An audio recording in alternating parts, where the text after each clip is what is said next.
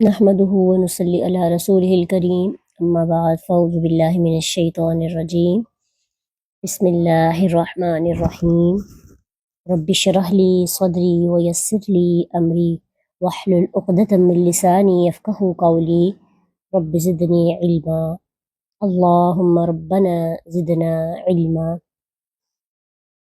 اللهم أرنا الحق حقا وارزقنا اتباعه وأرنا الباطل باطلا وارزقنا اجتنابه اللهم فقهنا في الدین آمین یا رب العالمین۔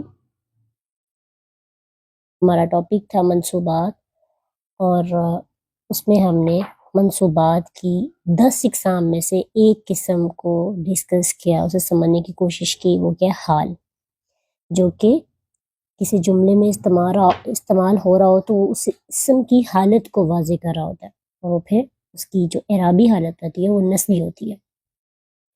منصوبات کی اقسام میں سے دوسری قسم ہے تمیز۔ تمیز جو ہے اس کو ہم اردو زبان میں لحاظ یا اعتبار کے الفاظ میں استعمال کر رہے ہوتے ہیں، جیسے ہم کہتے ہیں کہ فلاں بندہ زبان کے لحاظ سے بہت اچھا ہے، فلاں بندہ خوبصورتی کے لحاظ سے بہت پیارا ہے، اور اس کا اخلاق کے اعتبار سے پیارا ہے، یا پھر فلاں بندہ معاملے کے لحاظ سے اچھا ہے، یا کوئی بلڈنگ قیمت کے لحاظ سے، یا صفائی کے لحاظ سے، یا محل وقوع کے لحاظ سے اچھی ہے۔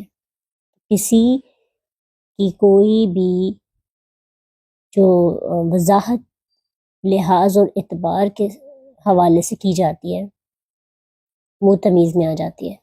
تو اس کی یوں تعریف ہم کریں گے کہ جو اسم کسی پہلو کو واضح کرے، کسی پہلے کو معین کرے، یا جو اسم کسی چیز کے مختلف پہلوؤں میں تمیز یا فرق کرے، اور اردو زبان میں ترجمہ کرتے وقت جس کے اردو معنی میں لحاظ سے یا اعتبار سے آ رہا ہو، وہ کیا کہلاتا ہے؟ اسم تمیز کہلاتا ہے۔ اور اس کی اعرابی حالت کیا ہوتی ہے؟ نسبی۔ مثال کے طور پر هذه المدرسة جيد، هذه المدرسة جيدة، کہ یہ اسکول اچھا ہے۔